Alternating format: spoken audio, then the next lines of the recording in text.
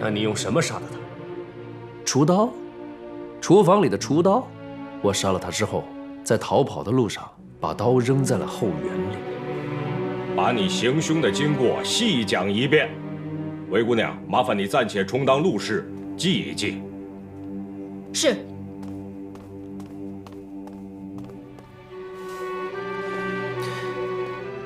那日夜里，我本来是给俏俏姑娘去献诗的，可俏俏姑娘也许是太累了，暂时不想听，就打发我先回去了。盈盈复盈盈，啼泪满衣裳。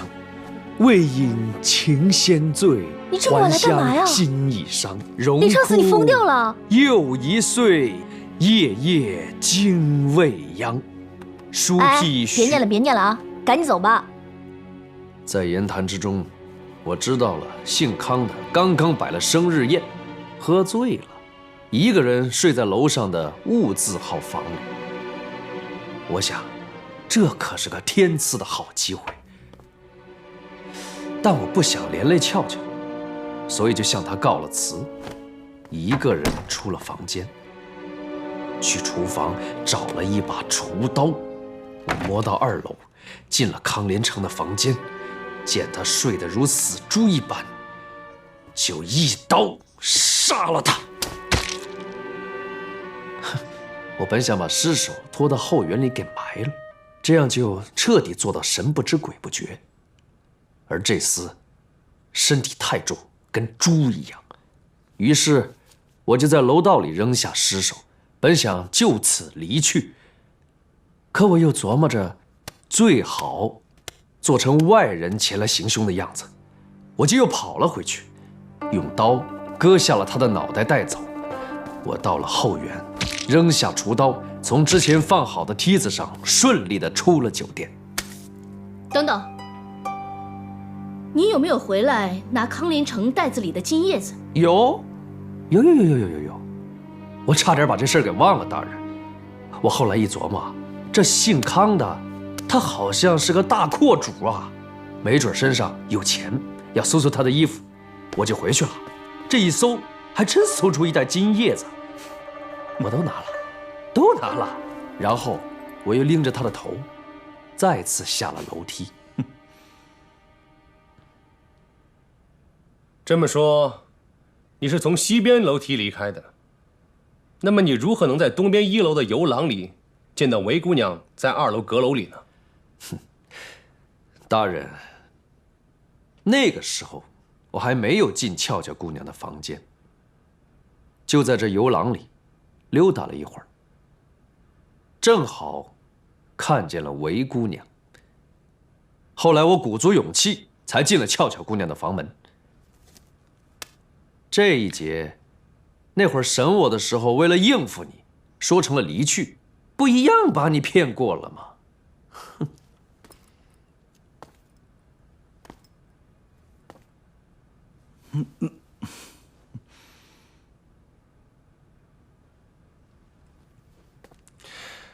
这么说，你现在说的才是实话。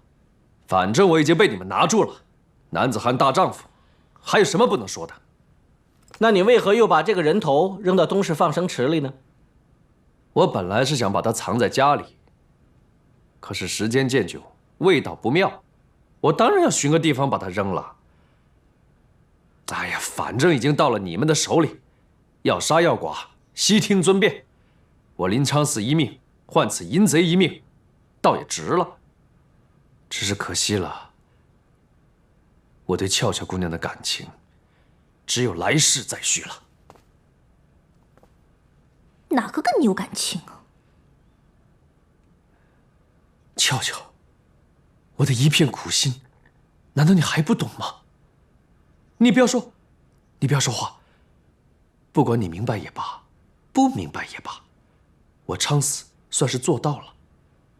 我对你的感情，天日可见，天日可见。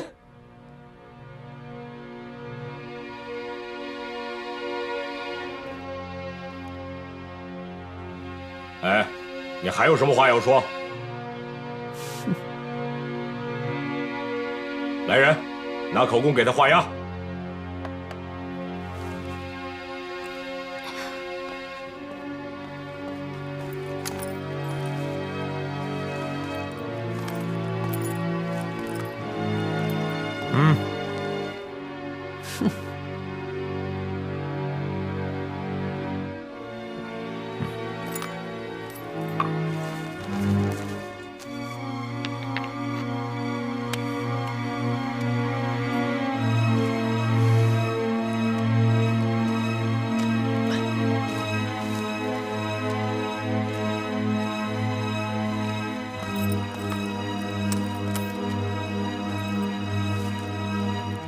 副使，看，把他压下去。起来，走走。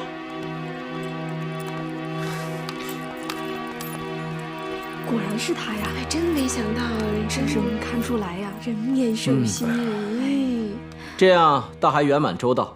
嗯，看来杀害正史大人呢，就是这个单相思的疯子。于大人，辛苦你们了。哎，各位，这几日连累大家了，都当了一回嫌犯，戴尔斯职责在身，在此给各位赔罪赔罪。哎呀，没事就好了。总算了。就算大家看在和死者是旧相识的份上，给个面子吧。好了好了，总算是都过去了，对，总算拿住了凶手，对各方都有了交代。啊，今日天色已晚，房门都关了。碧莲呐，我看不如现在我们大伙儿在此欢宴一场，我来做东，给大伙儿压压惊，大家喝个一醉方休。明日房门开了，各自出去逍遥，如何？大人，你真是太明智了。我们在这荣枯酒店暗无天日蒙受了好几天的不白之冤，我心里实在是过意不去。所以今天晚上你们都必须给我大吃大喝，我们一醉方休，好不好？对，哎，谁是小兵啊？大人这酒宴啊，不能让大人来请的，一定是我碧莲来请。姐妹们，快去准备吧。来，请去吧，快去啊！抓紧时间。来，哎呀，这大人两天把我吓的呀！碧莲，说说，你抢还不是吃我的？哎，你少废话，就是还不把冰窖给我修好了？哎，好，做生意要用的。哎，大厨啊，你今日可得再烤一只羊啊！为何呀？这把刀杀过人了，就相当于上了咒了。不瞒大人这要切起羊来，一定比原来还快。呸！你呀，就是个臭嘴，当心我把你当羊给烤了。这羊啊，自然是要烤的。我们吃羊肉，只把羊头留给副使大人就对喽。是啊，头给你啊，是吧，副使大人？跳起来！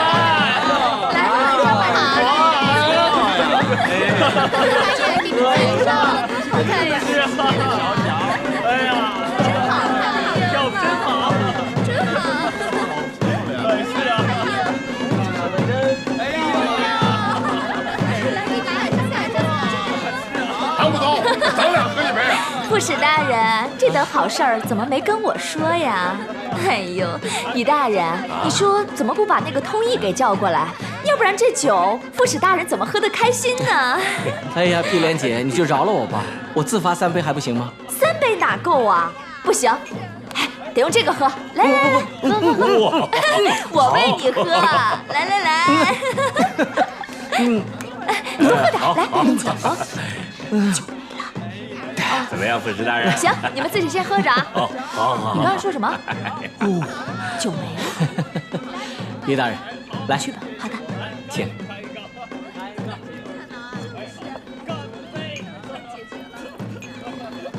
老许，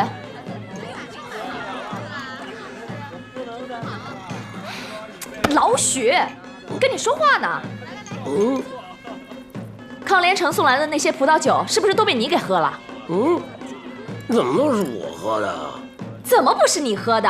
哎，这么多天我们大家都在这儿，就你一个人能够走来走去的，而且我每天都看你拿这个酒囊，肯定都是让你给喝了。康连城送来那么一大箱，我们只喝了一半，这里面起码还剩1-20囊，肯定是你喝的。我只不过是喝了一共不到2囊啊！啊，那箱子里面根本就没有那么多酒。胡说！你是不是偷出去给卖了？这，阿德，你这老板娘好不小事啊！我这几天这儿围得跟铁桶似的，我怎么能偷酒去卖呢？啊！你的箱子里面明明只有几囊了，你为何凭空讹我？我讹你？你就是在讹我！你说我讹你什么了？你没说呀？你刚才干嘛那么说？就是被你偷出去你就是在讹我！就是你，碧莲，就是你！好了，不要再争了啊！大家今日高兴，争这些干嘛？死人的酒再好喝也不要喝了，把我存在这儿的好酒拿出来，大家喝个够。你的酒？好吧。哦，于大人，你这回要藏富也藏不住了。你存的酒肯定特别好喝，我得多喝几杯。没事，我很够。我们也算是不打不相识啊，一定得多喝几杯。我给你倒上。好。你慢喝。哦，来，护士大人。哎，米娅，好啊，请。哎，米娅，我问你啊，前天晚上副使大人也喝了这么多酒吗？没有。哦，副使大人还嘱咐我，千万别把他和通义的事在长安康国人中传出去。哦，哎，死人的酒不能喝了，倒给荣枯树。好。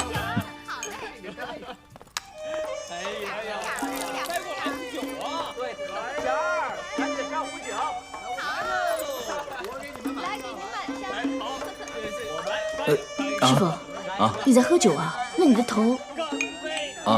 刚才有点疼，现在好多了。独孤兄，你不是一喝酒就能想通凶犯的心思吗？怎么刚才我在审问林昌嗣的时候，一声不吭啊？哎，我想问的都让你们给问完了，我能说什么？哎，别喝了。师傅，虽然林昌嗣认了罪，可我和李秀一商议了一下，觉得还有疑点未解。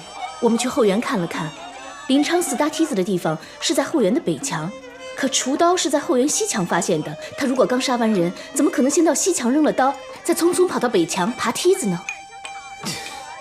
哎，新人啊，都犯这样的毛病，不该琢磨的地方也要钻牛角尖儿啊！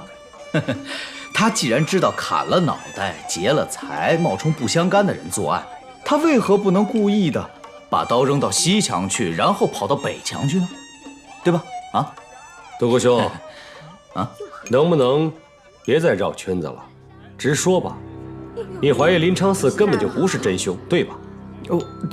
我怎么会呢？你骗他还行，我又不是刚入行的小孩儿。林昌嗣既然随身携带利刃，他为什么还要去厨房拿那个厨刀呢？再说，他跟古大厨根本就不熟。也许那天他没带这把刀啊，或者他故意栽赃陷害啊。独孤兄，你就别打岔了。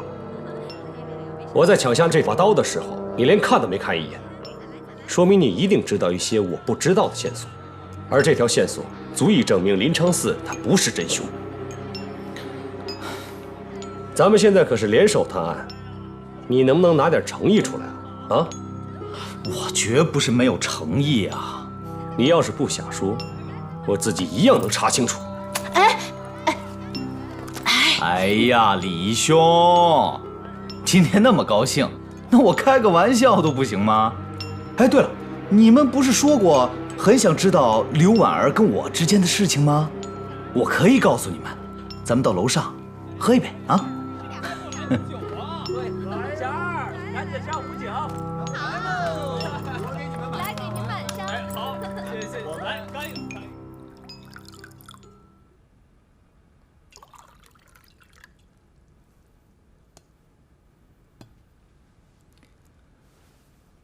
我知道，你们一直怀疑刘婉儿失踪跟我有关系，甚至以为是我杀了她，就为了夺这张琴。我觉得这件事儿还是你亲口说出来比较好。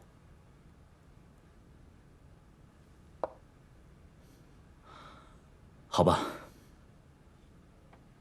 那我就说个故事给你们听。从前有个年轻人，他叫潘爽。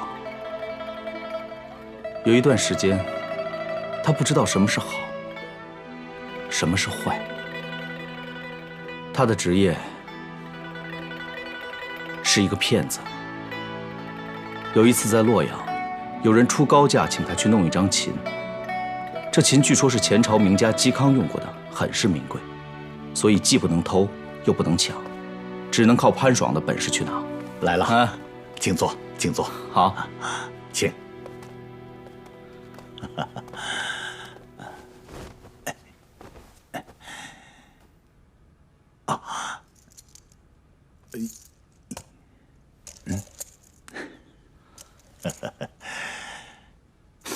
不行，我要全款。这事儿8字还没一撇呢，太过分了吧？那我就不过分好了。哎，好。哎呀，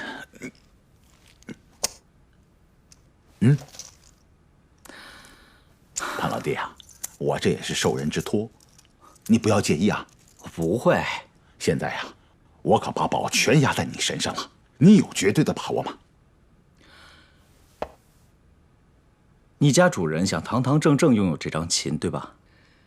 可以拿出去显摆的，把奔雷2个字指给每一个和他一样附庸风雅的人看，对吧？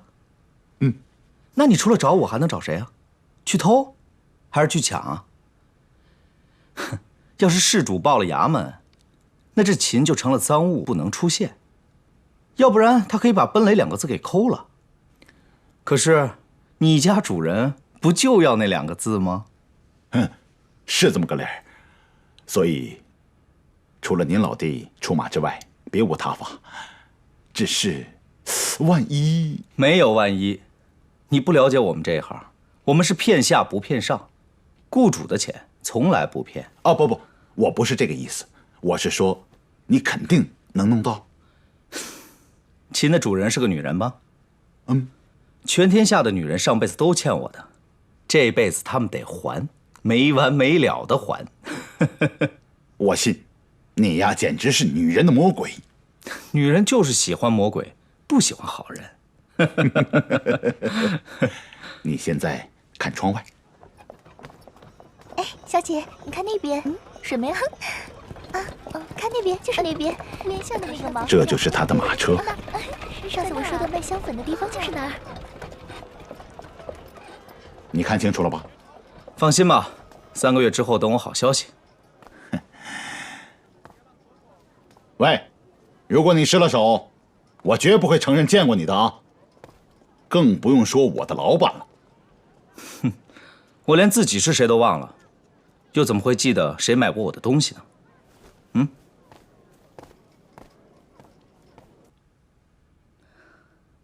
师傅，那你……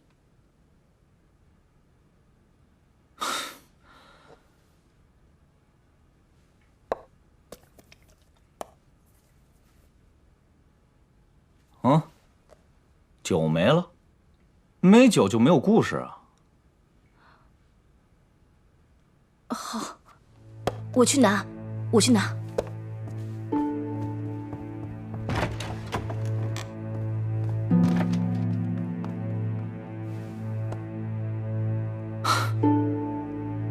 弟兄，这个故事没有意思吧？姓潘的这个小子是个人物，你一直都想拿住他，去拿刘婉儿失踪案的赏金。我做这些事儿不是为了钱，我就是想抓住这小子，将他绳之以法。那要是我让你失望了呢？不会的，因为我做事儿从来不靠希望。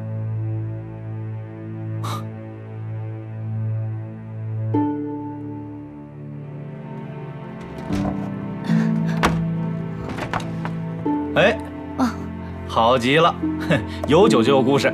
来，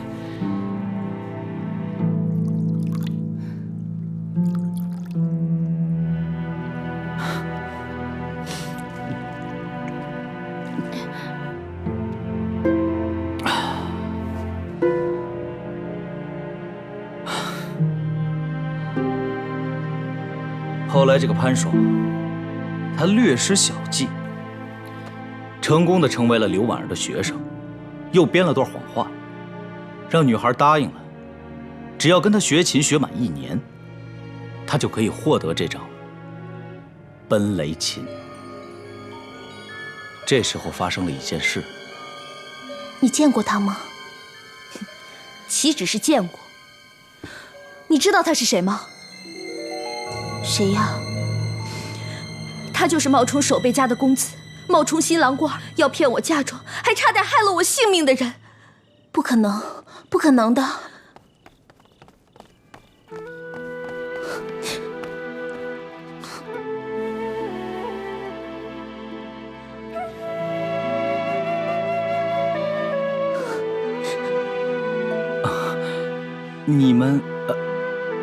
你们这是？难得啊，能看到潘公子这副吃惊的表情。原来这世界上也有出乎你算计的事啊！什么算计啊，胡姑娘？依你这么说，你们之前是认识的？我是他表妹，你老实说吧，你到底想从我表姐这儿骗走什么东西？除了这张琴，你是不是还想骗她的人？不，婉儿，之前我是说了些瞎话，可我不是想……住口！我真的不知道你现在说的哪一句是真，哪一句是假。为什么？这一切到底是为什么？我还能为什么？他天生就是骗子，他们一伙人都是骗子。我现在是一个人。原来分赃不均，挑起单干了。不是这样的。你把我们发生的事情都告诉他了吗？当然。你这算是报答，还是报复？都有吧。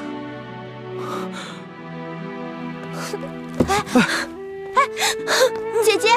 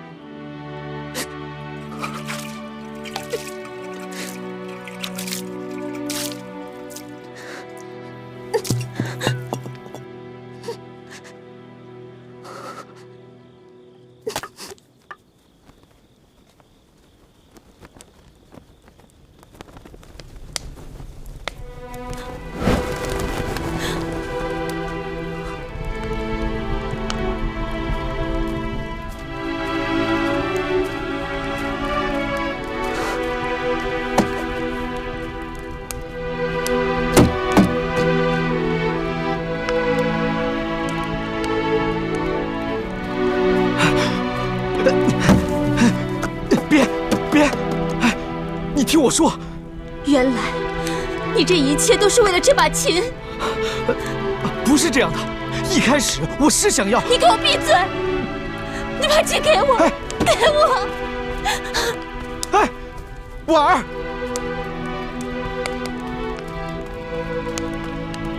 潘爽没脸和柳家人一起去找他，但他发誓一定要找到他。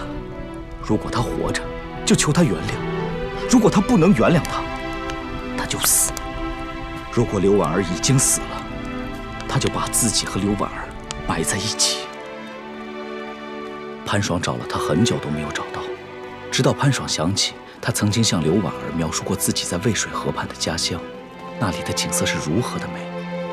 刘婉儿曾说，愿意和他一起在那里盖一座茅草房，弹琴、画画、隐居，只有他们俩。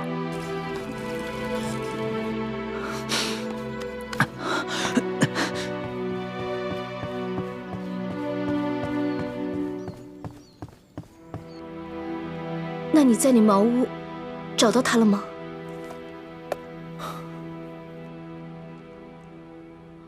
哦，我去拿。不用了，故事就快结束了。当他走进那个房间的时候，刘婉儿已经躺在床上，奄奄一息。原来这房子刘婉儿早托人造好了，本打算和潘爽一起住的。自从刘婉儿跑到这里来，就再也没有吃过东西。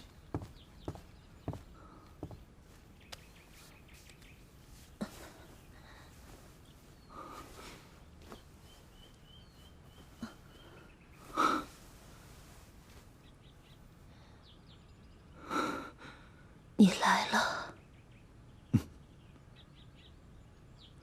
这是最后一个地方了。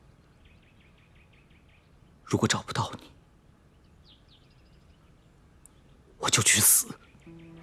你到底是好人，还是骗子？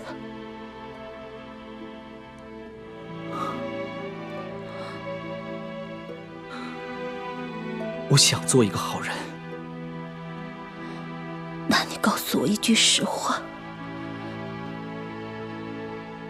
你究竟爱不爱我？爱。以前我说过许多话，就连我自己都不知道是真是假。但是现在，我的心，我的每一滴血，他们都在告诉我，我爱你。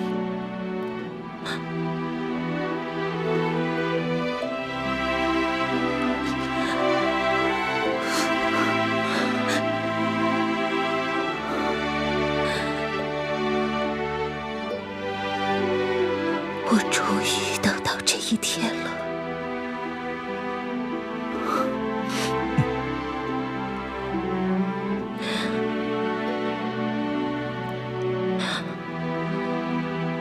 你答应我，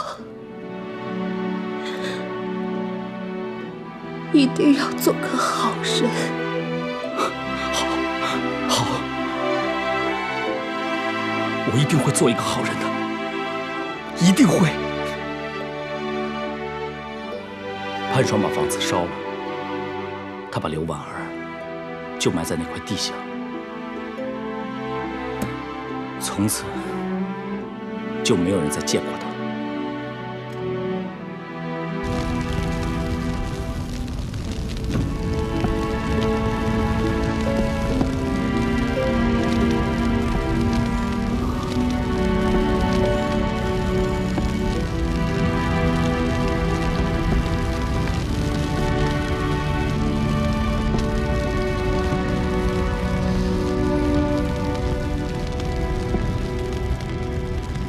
就因为这个女人的一句话，那姓潘的小子就能改邪归正，做个好人？师父，你已经是好人了，我相信师父。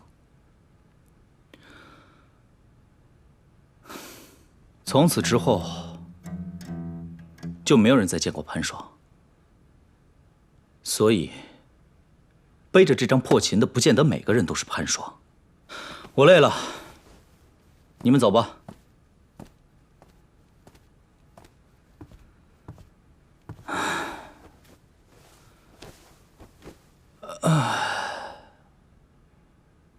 人呐，总是一念魔鬼，一念佛陀，情到深处，什么都能干得出来。唉。这案子就查到这儿吧。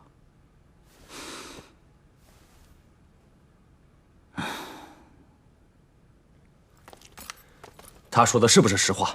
我还要找胡姑娘对证一下，最好再去他说的刘婉儿的坟上看看。要去你自己去，这案子就查到这儿了。哼，女人就是女人，随便给你编个故事你就信了。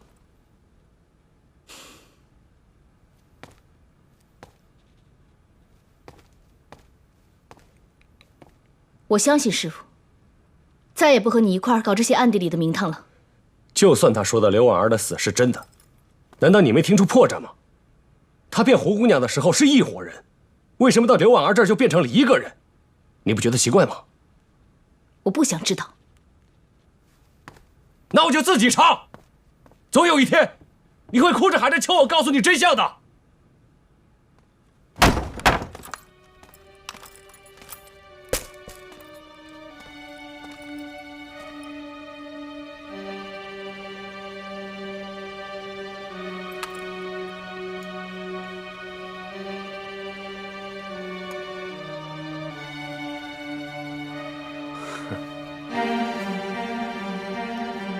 这世上的情种还可真是多呀！啊！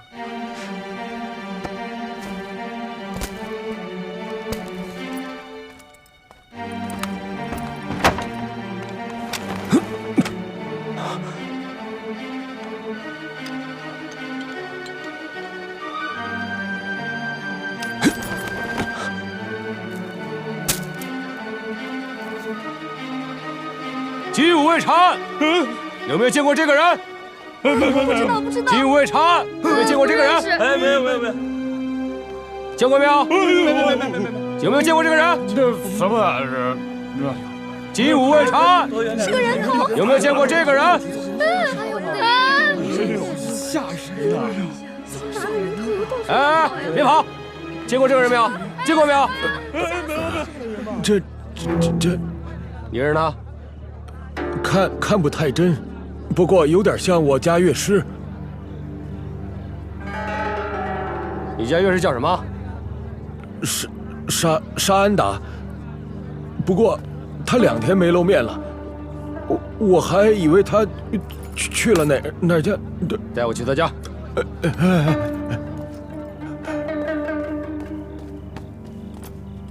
哎，在哪儿呢？就是这家。这就是沙安达的家。啊。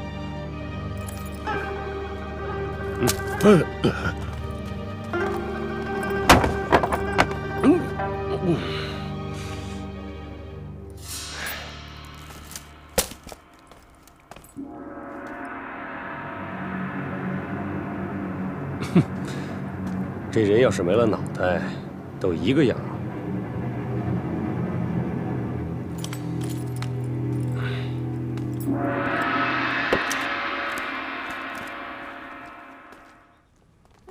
你睡得怎么样？睡得好。怎么样呀？昨天什么呀？什么味道？死人有什么好怕的？会撒谎、会玩阴谋的活人才吓人呢。去，把于大人叫来。现在咱们的麻烦是有2具尸体，而只有1个脑袋。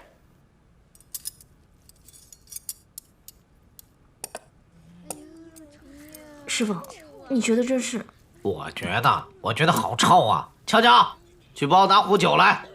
哦。修一老弟啊，这尸首你是从哪儿找来的？当然是大人的管接之内了。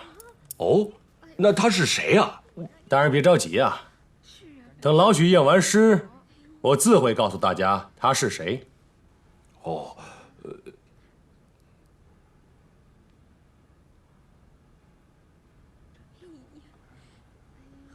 没错，这颗人头是这具尸首的，凶器是这把刀。啊？你不是说那个人头是康连成吗？那个凶器应该是那把厨刀才对啊！这颗人头在放生池让畜生咬得不像样子了啊！没有这具尸首，当然比对不出来。现在有了这尸首，刀口才能看清楚。喂，你有没有把握这次？信不过我是不是？信不过我可以辞了我呀！哪个愿意天天跟死人头打交道？好，可不是嘛！你说的这，哎，你看这一个一个，连在这里干活的人都已经受不了这里的臭气了。你们把我冰窖给毁了，现在还把死尸搬到大堂来，这人越死越多，以后这酒店生意怎么做呀？于大人，这干脆你把酒店收回去吧，这里啊我负责不了了。好了，又不是我要多事的，那多事的自然是我了。谁让你们金武卫和京兆府那么不开眼？多一件案子就多一份赏金，是吧，大人？哎，是。这么说可以肯定，这个人头不是正史大人的，那死人是谁呀？他叫沙安达，是西市演艺场一个小歌舞班子里的乐师。不过他不是你们康国人，但是在我们大唐人眼里啊，你们胡人都一样。那临昌寺杀的其实是这个沙安达，那杀正史大人的又是谁？这事儿你还得问他。哎，韩香，临昌寺是不是押回衙门了？对，就在咱们大牢压着呢。好，赶快回去再审他。这个畜生昨天根本就没有说实话。等等，于大人，你不能一个人去审这个案子，我还有昨天出去查案的3个人，都得和你一起去啊。我看这个案子又有了变数，事情非同小可，职责所系，于大人不要见怪。哦，好吧，你说怎么样就怎么样吧。还有，酒店里的所有人现在还是不能放，你得派人留在这儿看着他们。海香，你带人留在酒店，就按照副使大人的意思办。大人，不如我也留下吧，光看住他们还是不够的，我来盯住他们，免得他们互相串通，编出新的瞎话来，妨碍你们查案。师傅啊，你怎么能不去呢？你是不是喝多了，居然听不懂我说话？怎么样啊，副使大人啊？我看如此甚好。于大人，这还用问吗？你想怎么样就怎么样嘛。那就这样，你留下，我们走。好。独孤兄，你就真的不好奇这临昌寺会说些什么吗？哎呀，有李兄陪着2位大人前往，一定会查个水落石出的。哎呦，这早上起来见死人就是头晕的。俏俏，来，扶我回去。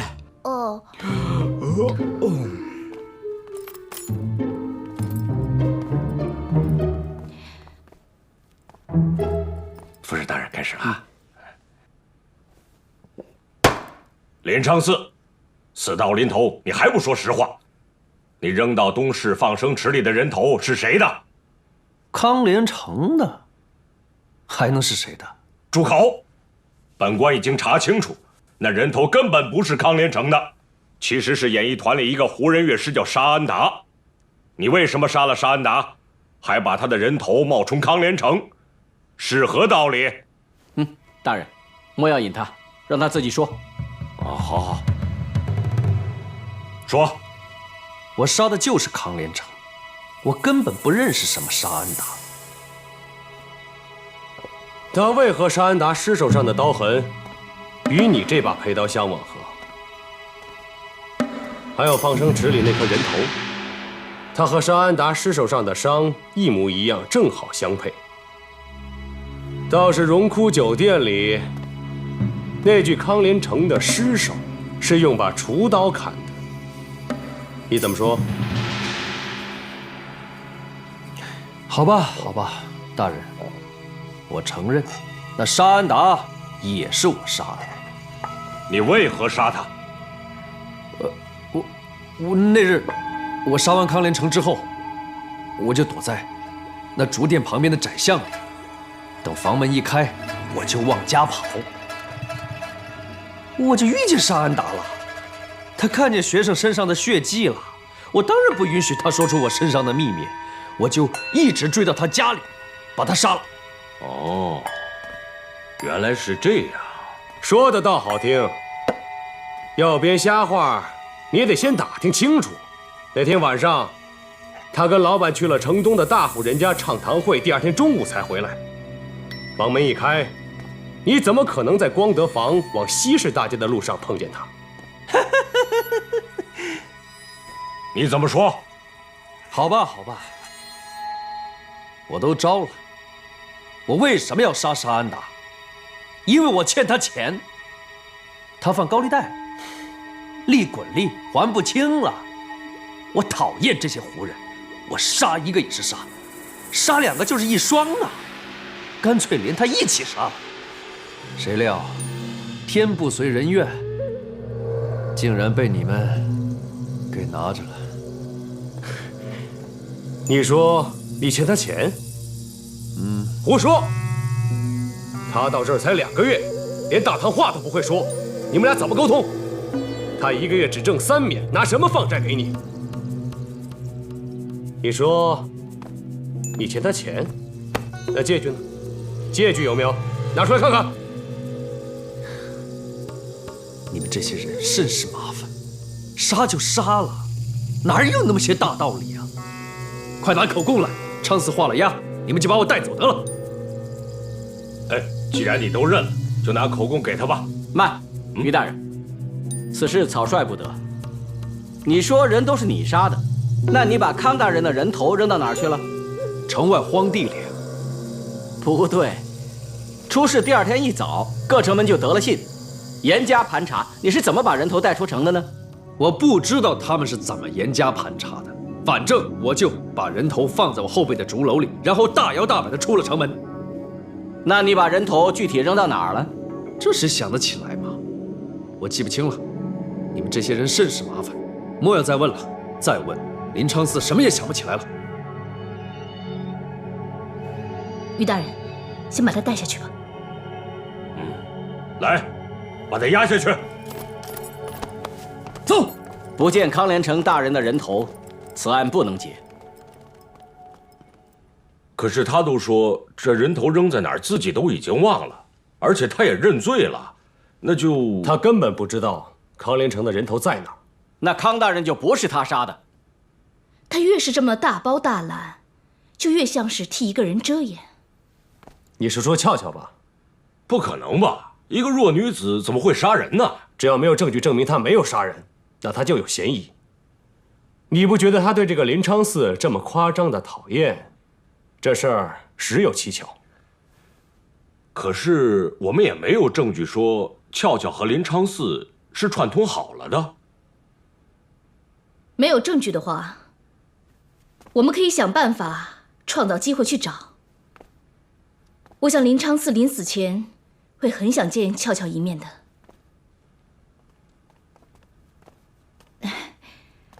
我知道这叫你有些为难，不过他就是要死的人了，提出了这么一个要求，我们也不忍心一口就回了他。韦姑娘，他根本就是个混蛋。你说他自己要杀人，和我有什么干系啊？我实在是不想见他了，我走了。哎呀，我知道，你就当是可怜可怜他。我是看他太痴心了，这种人死了也是痴心鬼。你不如啊，就去见见他，让他心里好受些。那，你就随便安慰安慰他，好不好？免得他做了鬼还来纠缠你。啊，去吧，俏俏。啊。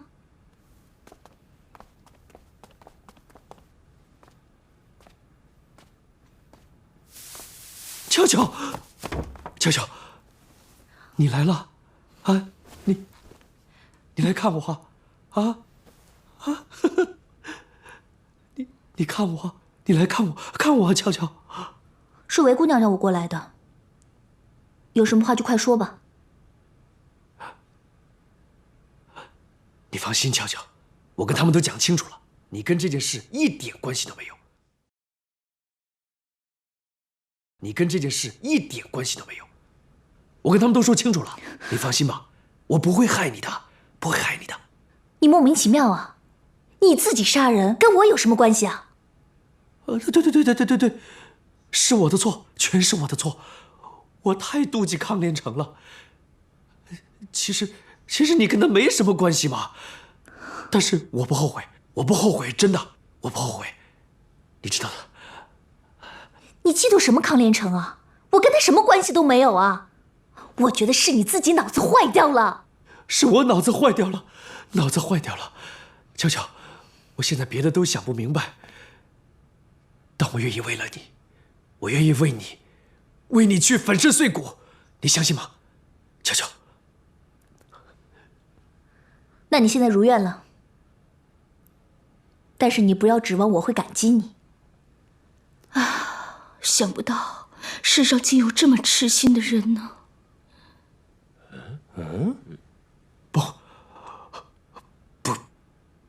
不要感激，俏俏，爱是不需要感激的。来生，俏俏，答应我，来生还跟我再次相遇，我只要你答应我这个条件，好不好？俏俏，答应我。不，俏俏，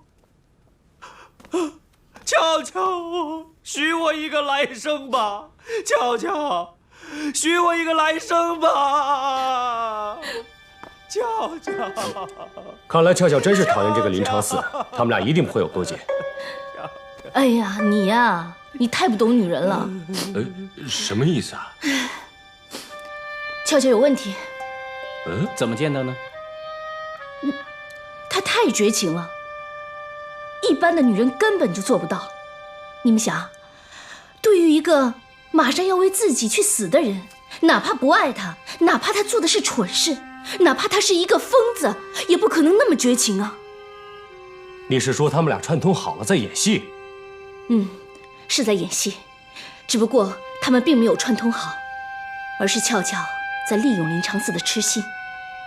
他需要这个替罪羊，所以不敢表现出对林长嗣的一点温情和关怀，生怕因此我们牵连到他。明白了，俏俏这叫欲盖弥彰。他但凡对林长嗣有点关心的话，就正常多了。但是他如此绝情，反倒显得心里藏着个事儿。韦姑娘，你这读心的本事长得还真是快呀！不用几天，你就可以和你师傅抢饭碗了啊！要你多管闲事！好了好了，你们两个别闹了，先别闹了啊！哎，现在该怎么办？是不是再审俏俏一次啊？哎，不行不行，他现在已经把心里塞满了石头，审是没有用的。不过，如果俏俏心思足够重的话，你别听他们瞎，他们来了。让大家久等了。我们已经确切查知，康连城康正使的头就藏在了我们酒店之中。啊，在酒店呢？怎么在这儿啊？不知道啊。对，只要把他找出来，一切真相就水落石出了。我就知道我造孽了，你们是要把我这儿弄成死人窝呀？李秀一，把你的帮手请上来。来了！哎呀，哎，啊，这是我从洛阳请来的朋友，他的鼻子比全天下的狗都要灵。他曾经在洛阳时破了多少埋尸案、碎尸案？哎，咱们现在既然有了线索，不如请我这位朋友把人头给找出来吧！啊！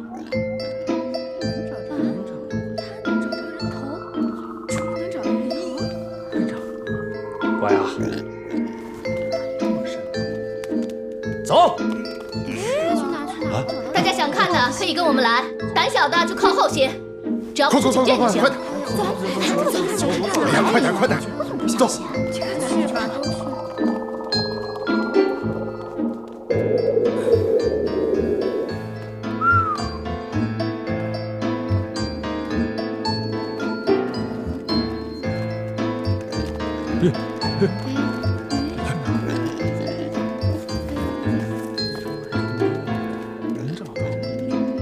还真在找说不定还真能找着。好像找着了。你看呢？哎，快，到这儿来吧！是。哦，快！真的在哪儿？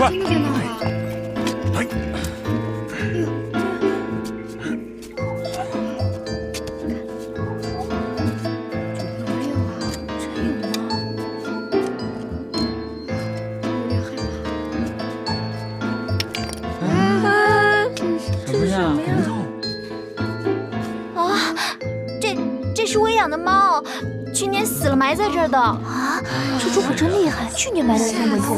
哎，没事啊，这只能证明我这朋友，只要是腐肉、尸体，他都能发现。没关系，我们再找找啊！来，朋友，来，走。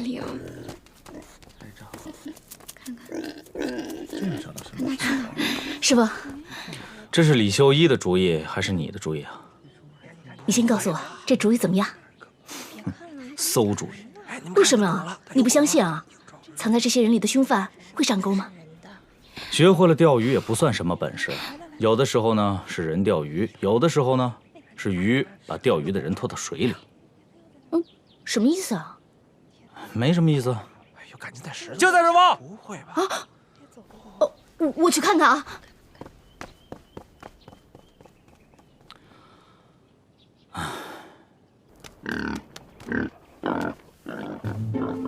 于大人、副使大人，今天天色已晚，不如到这儿吧。我的朋友也累了。虽说今天没有挖出人头，但是他的本事你们也都见着了。只要今天搜过的地方都可以排除了，咱们不如让他回去休息休息，明天再说。哎，副使大人，您怎么看？那样也好。那就让真相大白的时刻再拖一拖，和明日天光大白之时凑个趣儿，让我们大家也都聚聚晦气。不过今夜仍要委屈大家留在这个酒店里，就和昨天一样。好，大家都听见了吧？跟昨晚一样啊！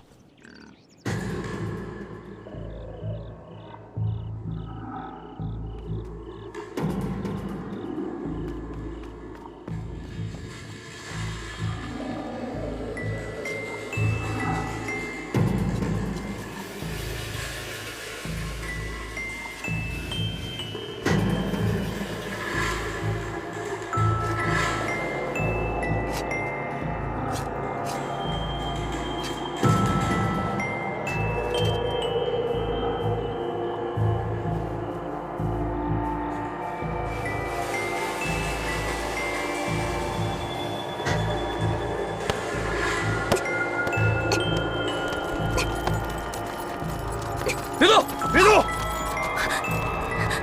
哎，别动！别动！老实点！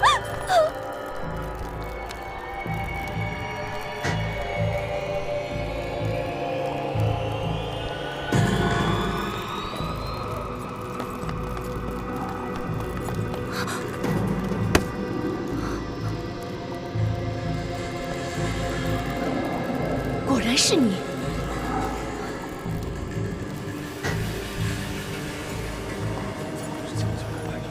俏俏，怎么会把俏俏找来啊？哎，这怎么回事啊？怎么把俏俏给抓了？啊，是俏俏吗？就是急什么？都坐下，坐下啊！这到底来，你们都坐下啊！一会儿就知道了。怎么回事？坐。来，坐下啊！大人，怎么回事啊？副使大人，哎呀，老板娘别着急啊，过去坐。哎，跪下！乔乔，怎么回事？你是如何知道康连城的人头埋在何处的？人头真是他埋的。人家看来是。真想不到哎。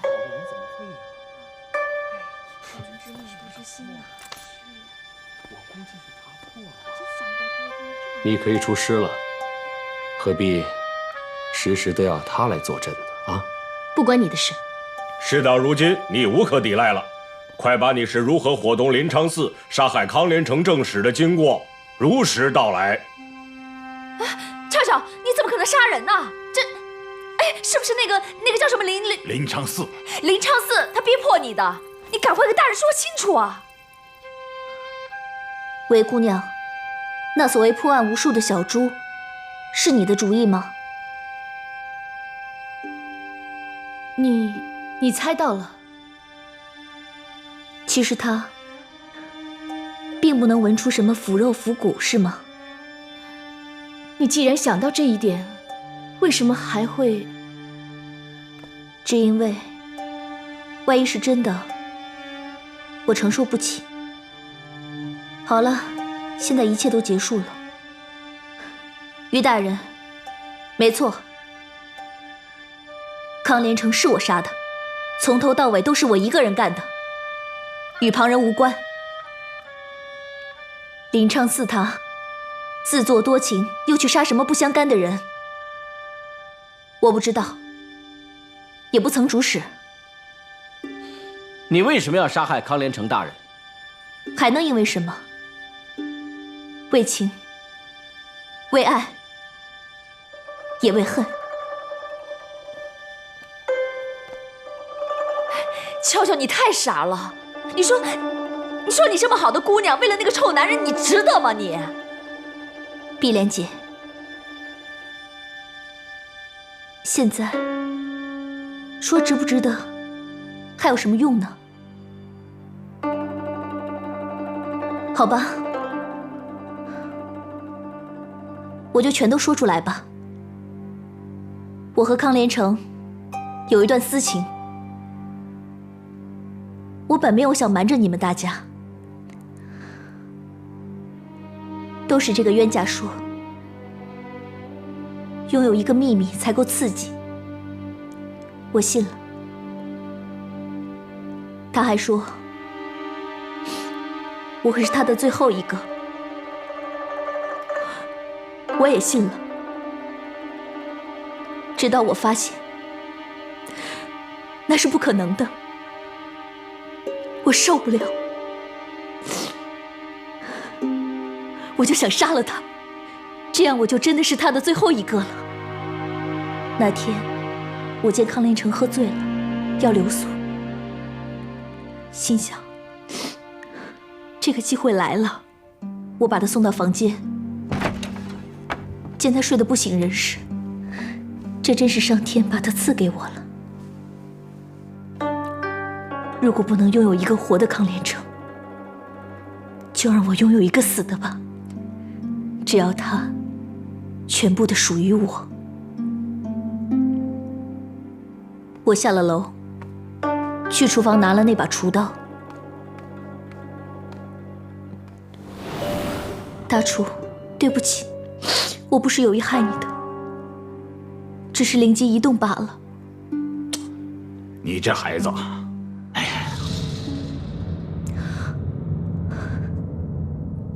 我在自己的房间，后到1更左右，悄悄摸到他的房间，杀了他，同时也真正拥有了他。我忽然想起，在荣窟的这段日子，经常见到于大人他们勘察命案。我知道他的尸首会被他们抬走，老许会把他开膛破肚。当时就想，许多年后当我老了，记性不好了，有什么能向我证明康连成是属于我的呢？于是我决定把他的头割下，藏起来，让他那漂亮的脸蛋儿，总是不断冒出甜言蜜语的嘴巴，还有那双能够杀人的蓝眼睛，和我的生命一起慢慢腐烂，永永远远的只属于我一个人。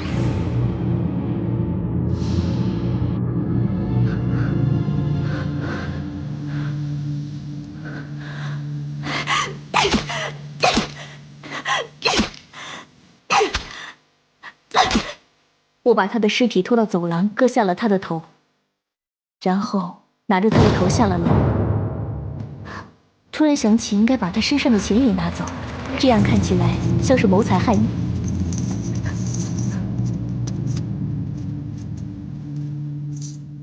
然后我又去了后院丁香花下，把他的头埋了。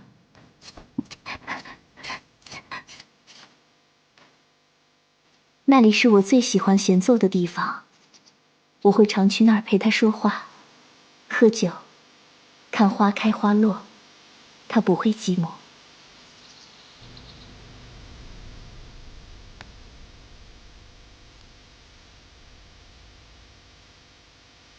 我死了以后，请你们也把我埋在那儿，这样，我和他也可算作是长相厮守了。这几天连累大家了，望你们看在和俏俏相识一场的份上，多加海涵。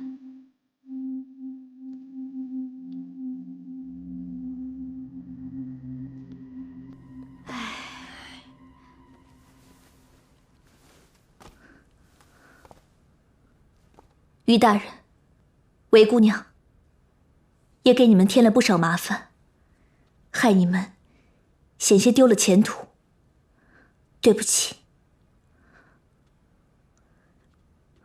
我准备好了，带我回衙门吧。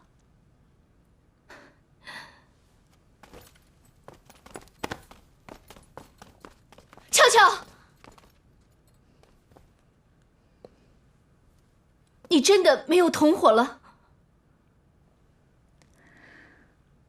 所有的爱恨恩怨都是我和他之间的，我为什么要和别人一起分享呢？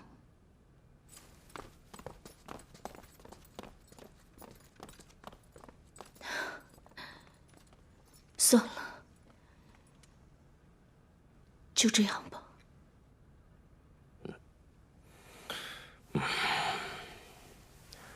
好吧，这案子算结了，大家散了吧。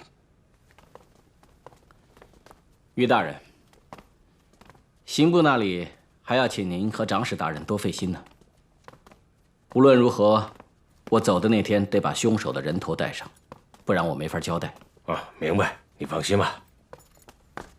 副使大人，如果可能的话，请把俏俏和康正使埋在一起吧。走，去看看。多情有什么好？还是像我这样，做个无情无义的人，省去多少麻烦？你不光无情无义，还没心没肺。哎，谁说不是呢？哼，哎，我也这么认为。哎，老许，帮个忙，把这打开看看，里面到底装的什么东西？哪个愿意伺候你？除非你把赢老子的钱还给我。行了，你们都可以过来看看了啊！哎呀，现在这颗人头啊，已经是乱七八糟的了啊。虽说我也缝的不是太仔细啊，好歹也还了他个全尸嘛。不对呀，这左耳上怎么没有耳洞呢？什么意思啊？你没注意过吗？康连成大人的左耳上是有耳洞的。本来在康国的时候一直戴着金耳环，不过来了你们大唐以后，发现你们的姑娘并不喜欢男人戴耳环，所以他就摘了。这是他亲口告诉我的。可你们仔细看，这颗脑袋的耳朵上面没有耳洞啊。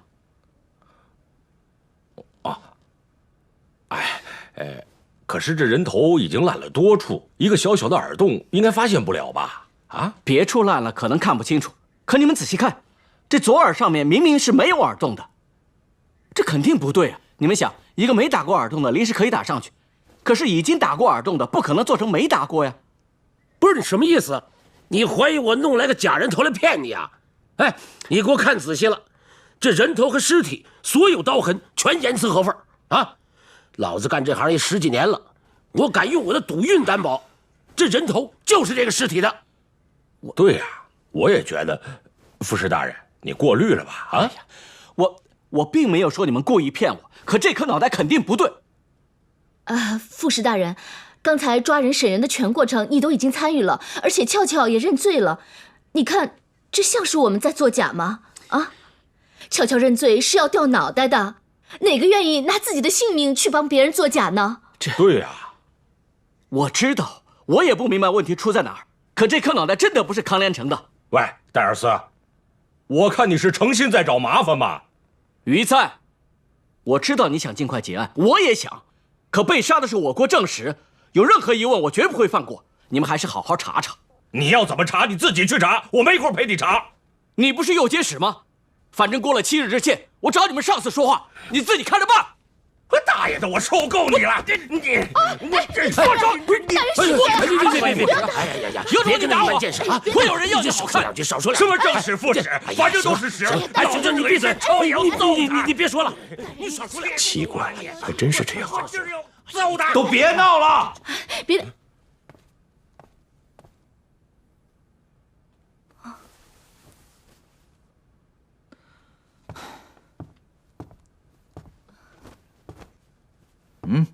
哎呀，去康国伦家把那个管家叫过来。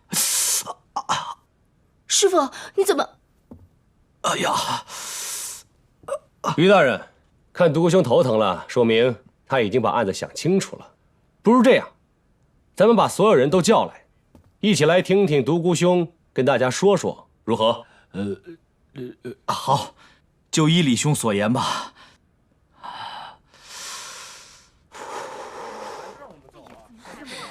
大人，你不能把我们一直关在这儿，你有什么证据啊？我们根本就没有杀人。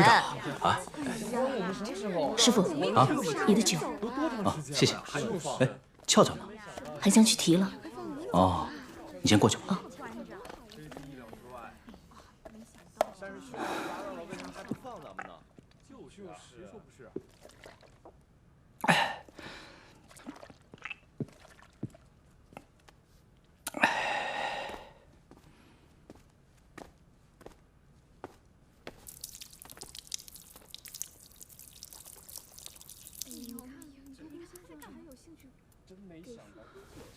啊。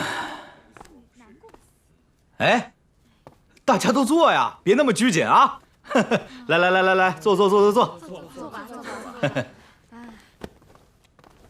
在座的各位不是住在这个酒店里，就是常来常往的熟客啊。所以各位对我刚才的举动都不会吃惊。大家都知道，这棵荣枯树自打学会了喝酒，就再也不能喝水了，而且树冠也变得一半荣一半枯了。其实我独孤仲平的心情跟这棵荣枯树一样，这查案破案的差事干得既上瘾又厌恶。哎，我真想一股脑地抛下不理，但是呢，我又愈怕不能。哎，现在呢，我就跟大家说说眼下康连成正史被杀的这桩命案。既然这件事情是由康连成引起的，那我们就来琢磨一下他到底是什么人。在座的几乎都认识他，可仔细想想，我们所知道的不过是他一个小小的侧面。比如我只知道他是一个胡人，却下得一手好棋，我每次都输给他。我发现他很会计算和设计陷阱，可是我却想不出他这种本事还能用到其他的什么地方去呢？又比如，他素有风流的名声，在座的也有人和他有过亲密的关系可你们并不知道他到底有过多少个女人呢？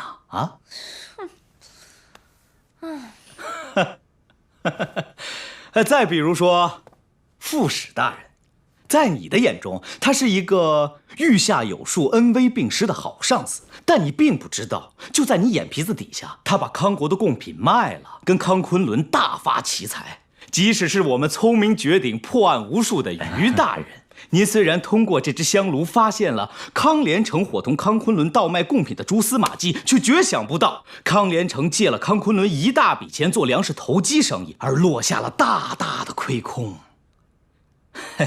一对昔日狼狈为奸的伙伴，因为这笔钱，关系大不如前了。还有你，管家。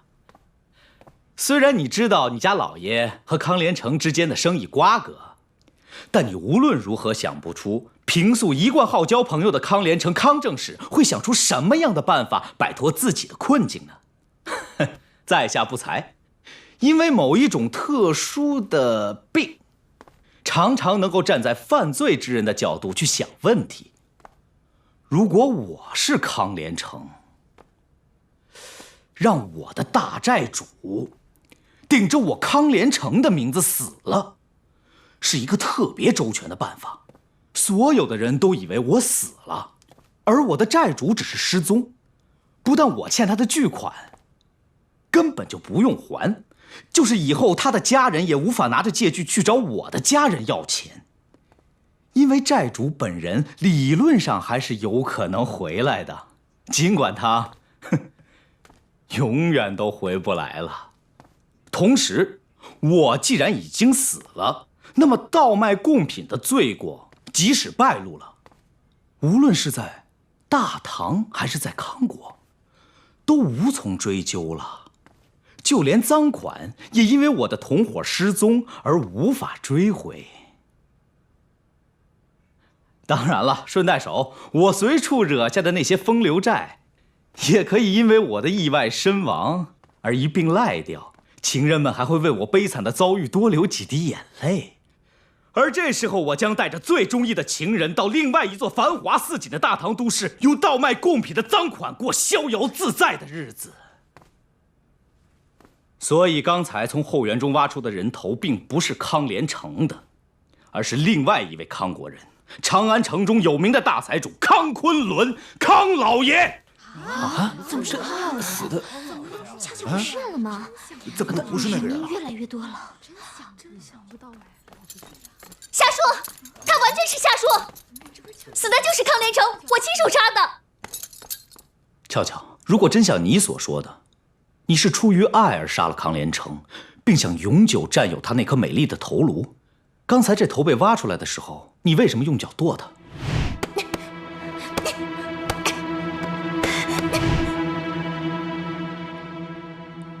因为答案只有一个，你怕面目还没有腐坏，被人认出来不是康连成。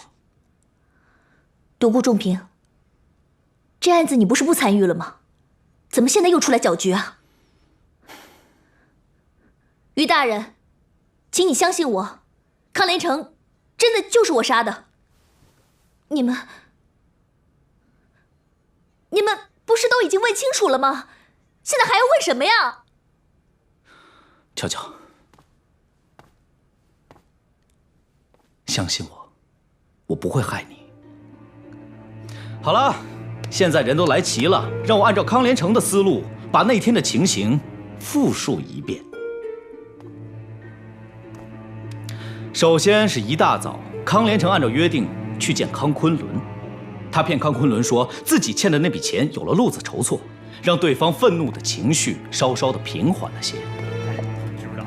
前2天我去。昆仑兄，来，请啊。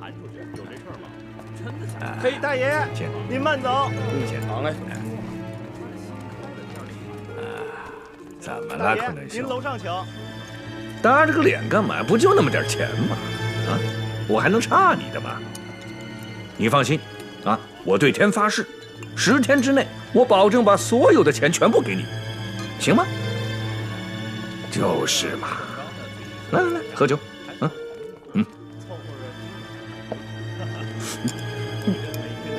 睡，伙计。然后他就推说这约会的地方酒不好喝，而叫人把康国刚刚送来的一箱上等葡萄酒装在马车上面赶了过来。他邀请康昆仑和他一起去各个衙门送这些酒，顺便在路上边喝边谈生意。这样，他顺理成章地把康昆仑请到了马车上，并且轰走了所有碍眼的手下。只有这样，他才能神不知鬼不觉地在酒中下药，麻翻了康昆仑。这家乡的葡萄美酒和康连成保证还债的态度，让康昆仑放松了警惕，着了他的道，走上了死路。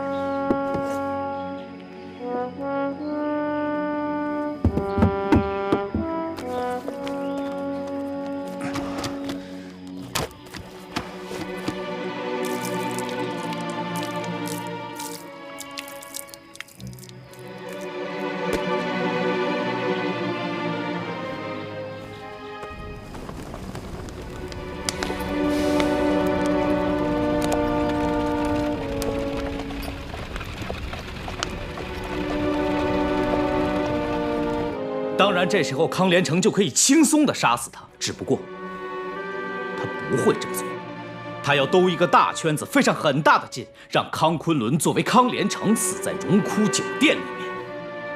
于是他把麻倒的康昆仑藏到了装葡萄酒的箱子里，然后他把马车赶回使团驻地，又特意事先赶到荣枯酒店，以安排生日宴为名，顺便和我下了一盘棋。其实他是通知他的帮手兼现任的情人，第一步已经成功，可以往下进行了。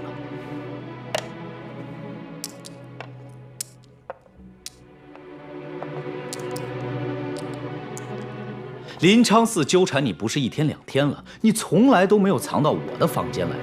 我的阁楼那么小，也不适合藏人。你那天怎么就那么突然地闯进我的房间里来了呢？原来是这样。可是悄悄进门并没有和康连成说话。他说了，你忘记了？他进门的时候你没有注意到，他招呼了我们3个人，却唯独忽略了康连成。难道这个万人迷特别的招俏俏讨厌吗？对不起，碧莲姐，独孤先生，韦姑娘。怎么了，俏俏？那个，能不能让我在你们这里躲一躲？碧莲姐，那个太学院的学生又来缠着我了，我快被他烦死了，怎么办呢？可他的眼神却又在康连成的脸上停留的时间最长。这是为什么？为什么呀？他们有了私情，也有了默契。不过我当时除了这一点，确实没有读出更多的东西。还有一点我没有想通，俏俏的目光为什么又移到了我的棋盘上面？现在我明白了，原来这就是你们的约定。如果他来找我下棋，就意味着第一步顺利，一切继续。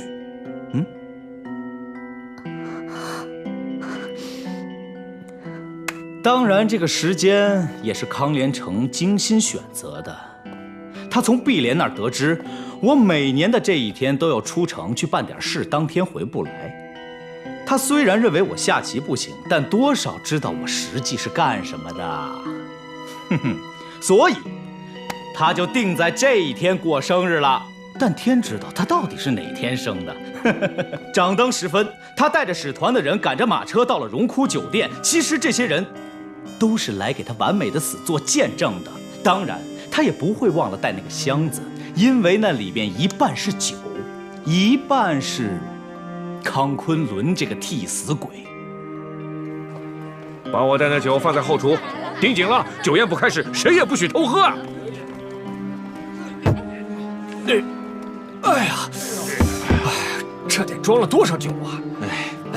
哦，怪不得老子才喝了2囊，箱子里边的酒就没了，原来根本就没装满1箱。我说老板娘，你可错怪我了呀！哼，我怎么知道？所以当这箱酒抬到厨房的时候，俏俏，你把伙计们全都支出去，由你来开箱，由你来分酒，你有这个权利，也必须行使这个权利，不然的话，厨房的伙计们乱翻一气会露馅儿的。哎，这是康正使送来的酒吧？哎，对对。啊，你们帮忙把这些菜送上去，这酒我们来伺候。好，快去吧。然后，康连成开始了他借酒撒疯的表演。对于他来说，太简单了。这什么烤全羊啊！其实你们俩不应该恨康连成，他并没有特意的要陷害你们，他只想惹是生非，让自己被杀的理由多一点啊！哎，还有你啊，副使大人，他当众说出副使大人向上爬的野心是出于同一个目的，但你不该在肚子里骂康连成，他其实很看重你啊，想让你更好的帮他完成这个计划。所以呢，你们走吧。他安排通义等人在酒宴进行到一半时候离去，只将你一个人留下来，等着观看最关键的部分。只不过他没想到啊，这么一来，你跟通义2个人就被拆散了，在这么一个美好的夜晚。不好意思啊，哎，你呢恨透了康连成，你有动机杀他。你提到楼上的2通脚步声，提到羊头能证明你，都让我觉得你很刻意。特别是我发现你在案发那天晚上并没有喝醉，而是拙劣的装醉，我几乎都快认定你就是真凶。我没有。哎，别急别急，我还没说完啊。喂，康连成过生日那晚，副使大人也喝这么多吗？没有啊。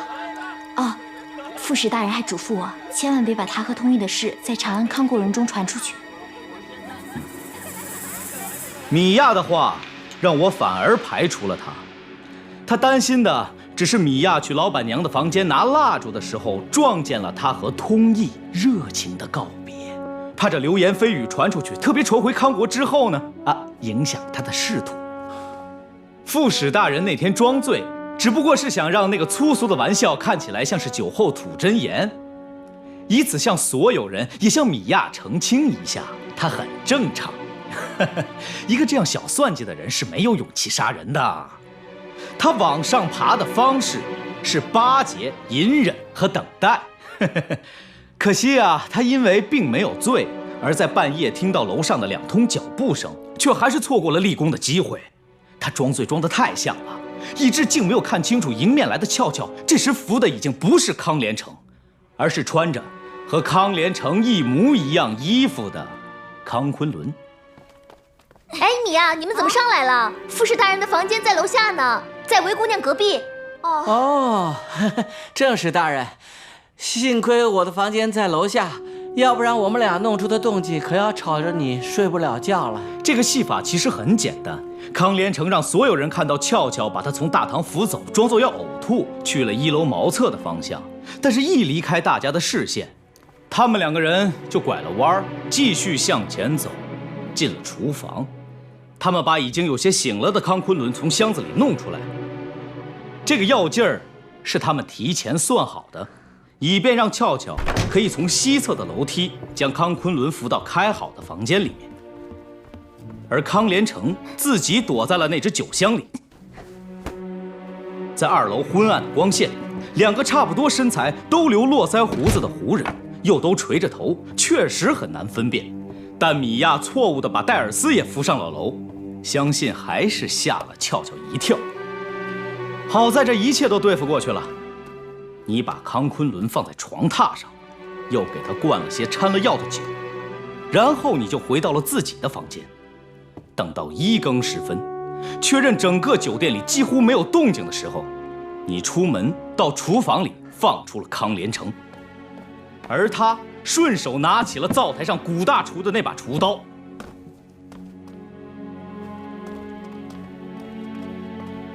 你们从西侧的楼梯摸上了2楼。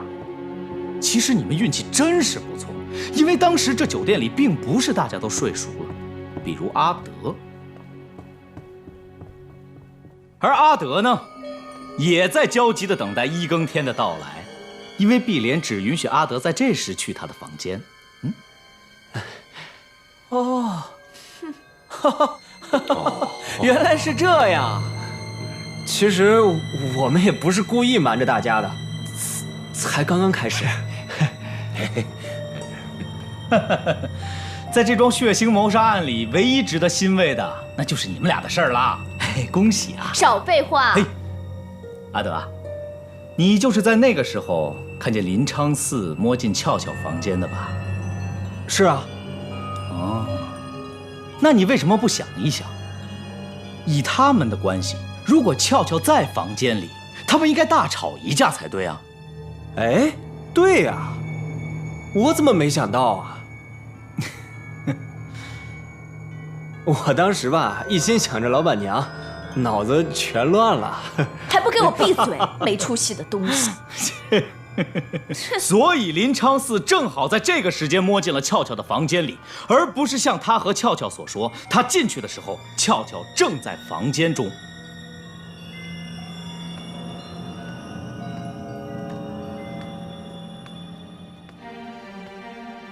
相信这个时候在康连成的房间里发生的事情，说到这儿大家都能想象。但我想强调的是，俏俏在他们2个杀死康昆仑的过程中，其实并没有做什么。他能做什么呢？大家看他的手，他既不需要去按住已经被麻翻的康昆仑，也没有力气把他的头颅割下来，就连康昆仑的尸首拖到走廊当中，他都没帮上什么忙。因为副使大人刚巧听到2楼发出咚咚咚的声音，其实就是康昆仑的尸首被拖出来的时候，身体刻在楼板上发出来的。也就是说，这是1个人拖的，而不是2个人抬的。1个人能拖动康昆仑的尸首，又怎么可能是俏俏呢？哼，就连这个弄巧成拙的小把戏，也只能是康连成想出来的。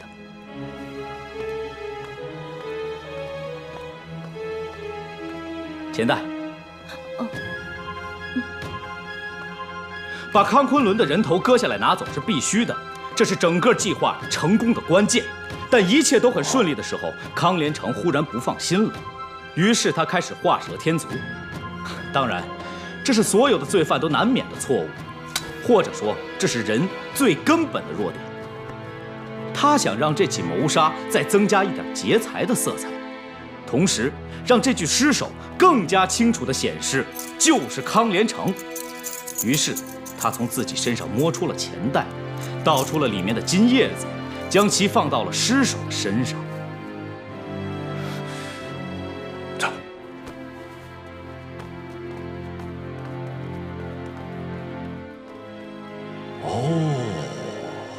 可是古大厨，麻烦你告诉大家，这钱袋上面的2颗珠子值多少钱？